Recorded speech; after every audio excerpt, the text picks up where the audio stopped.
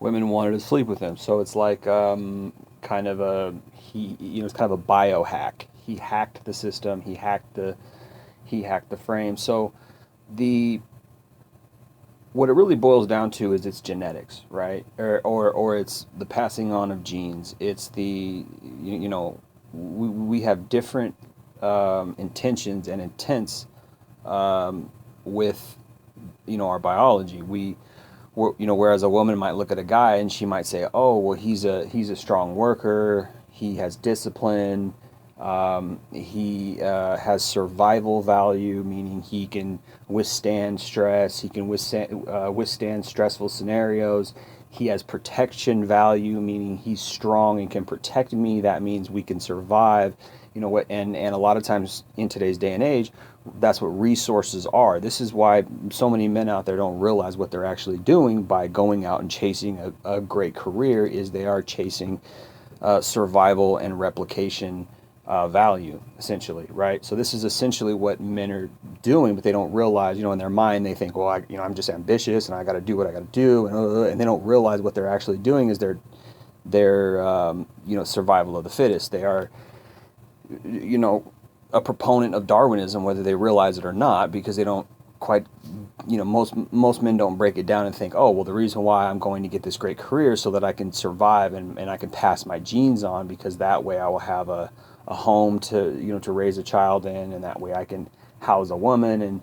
But women know this a lot more than men, and maybe it's subconsciously, whatever, but this is how women choose men. Now a man, on the flip side, he looks at a woman and he sees, oh, she's got these great big nice breasts and she's got this nice ass, and there's he's quote unquote thinking with his dick, but really his dick is actually saying, hey, I want to reproduce, I want to pass these genes on so that we can survive as a human race. And this is what I see when I see these nice breasts, and that turns me on. And he doesn't realize that that's his lower biology, or you could just call it survival biology, right?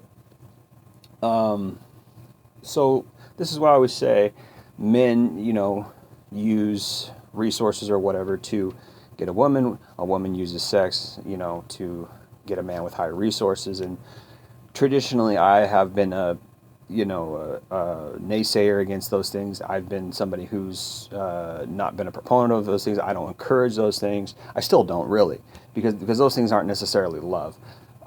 They do pass they do pass our genes on, but those things are not necessarily right.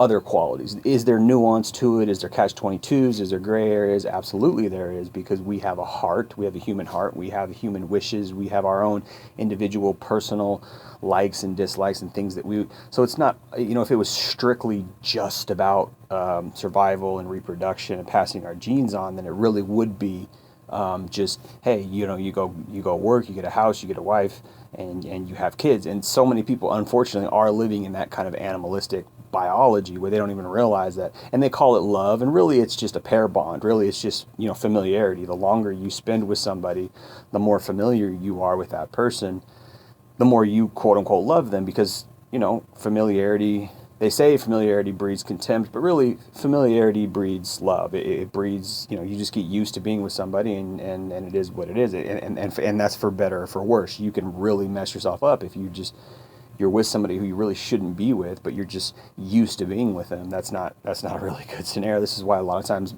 marriages don't work out in like 7 to 10 years. I'm like, oh, you know what, this hasn't been working for 5 years, let's just give up. And because really they shouldn't have been with that person. Really, they couldn't get outside of their own biological instinct.